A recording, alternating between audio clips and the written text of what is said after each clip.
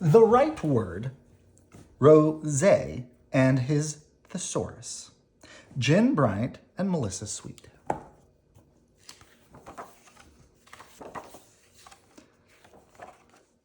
The man is not wholly evil. He has a thesaurus in his cabin. That is a description of Captain Hook by J.M. Barrie, the author of Peter Pan. And this is a picture of Peter Mark Roget, pronounced Rose. And this is some words as he grows up that are different words, like beginning, baby, and infant. They're all the same words, but throughout this book, you'll notice that they use different words to mean the same thing. Tadpole, child, youth, lad, and so he's getting older. Youngster, whippersnapper, student, adolescent, teen. He's getting older. Scholar, grown-up, manhood, middle age. Uh-oh, he's getting older. And prime of his life, maturity, to wind up, draw to an end, close. And then he died in 1869. Peter snuggled deeper into Uncle's lap as the carriage clattered through the valleys of Switzerland. Baby Annette slept in Mother's arms, a small pink blossom against a wall of black. And this is their trip. From Bern, Switzerland, to Germany, to Holland, the North Sea, and then to London, England.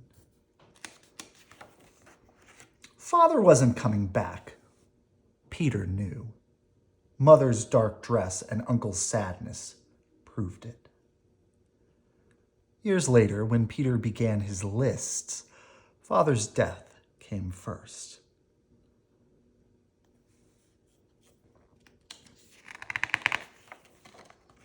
Peter's family moved often, so making friends was difficult. But books, Peter discovered, were also good friends. There were always plenty of them around, and he never had to leave them behind. When he was 8, he started to write his own book. On the cover, he wrote Peter Mark Roget, his book. But instead of writing stories, he wrote lists. At first, he made a list of the Latin words he'd learned from his tutor. Next to it, he wrote their English meanings. Sorex, a rat. Leo, a lion. So this is what it says in Latin, and this is what it means in English. Ursus, a bear. Tigris, a tiger. Porcus, a hog. Elephas, an elephant. Vulpes, a fox. Serpens, a snake. The lists helped him remember his lessons. They also gave him something to do when Mother peppered him with questions. Peter, you look pale. Do you need some air? Mon cher, do you need a nap? Oh, Peter, won't you eat something? Mama, I'm fine. Ugh. Although, to be honest, Peter thought fine wasn't quite the right word. So here's some other versions. Not so bad, so-so. Middling. Good, very well, dandy. So this is words that mean glad, cheerful, well, never better, splendid, happy as the day is long, nice, content. So if you don't know what a thesaurus is, you're going to see soon. Every year, Peter added new lists to his book. Some of his favorites were the 4 elements of the winter and in the garden. His mother complained that Peter was always scribbling. Peter is always scribbling. So these are more Latin words, and these are Latin to English words. Shapes that he came up with, so these are lists of shapes. Things that are green, like peas, apple, sea, olive, bottle, glass, grass, leaf, lily pad, swamp. In the garden, he has different things that are in the garden, and things that fly. He made a list of things that fly. But Peter's word lists were not just scribbles. Words, Peter learned, were powerful things, and when he put them in long, neat rows, he felt as if the world itself clicked into order. Teenage Peter was tall, thin, and very shy. He spent hours reading science books, and he especially liked ones written by Linnaeus, a man who had made lists just like Peter did. Linnaeus put the names of animals and plants in categories, and that made nature much easier to study. Just as Linnaeus had wandered through his garden in Sweden, Peter wandered through the London parks making lists of all the plants and insects. He preferred to wander alone.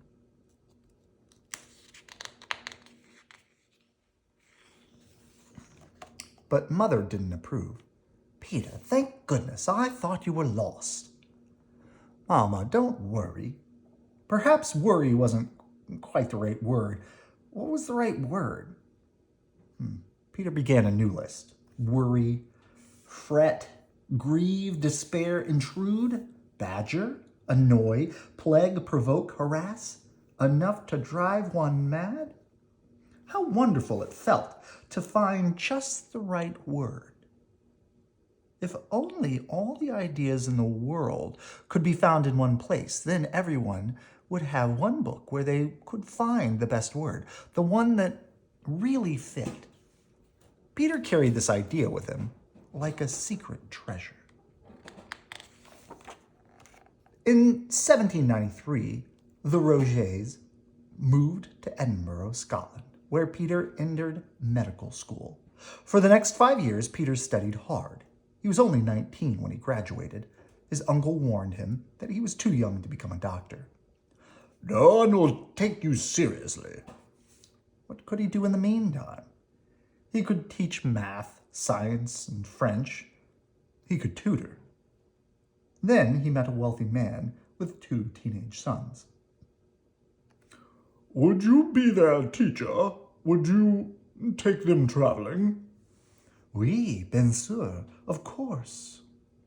In Paris, Peter and the boys were never short of things to do or places to go. They even saw Napoleon lead his troops through the city. The soldiers marched lockstep in long, orderly rows, just like the lists in Peter's book. Finally, Peter was old enough to be a doctor. His first job was in Manchester, England. The people who worked in the factories were poor and often sick. Peter tried his best to keep them healthy. At night, he worked on his lists. In 1805, Peter finished his first big book of word lists. It had about 100 pages, 1,000 ideas, and listed more than 15,000 words. He kept it on his desk so that he could find just the right word whenever he needed it. It's called collections, English synonyms classified and arranged. A synonym is a big word that means a word that is the same thing.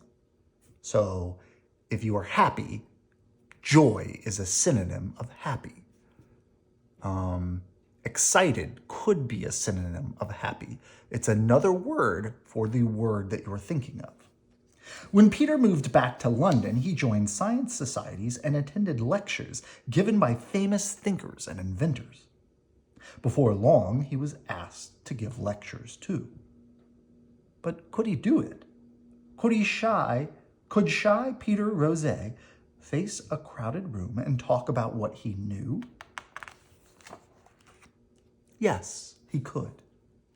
With his book in hand, Peter spoke concisely, with clarity and conviction. On the vast scale of the universe, the globe we inhabit appears but as an atom. Have you seen Dr. Roset's new math tool? Astonishing. I read his paper. Dr. Roget invented a portable chess set. He is researching magnetism. Dr. Roget is interested in everything.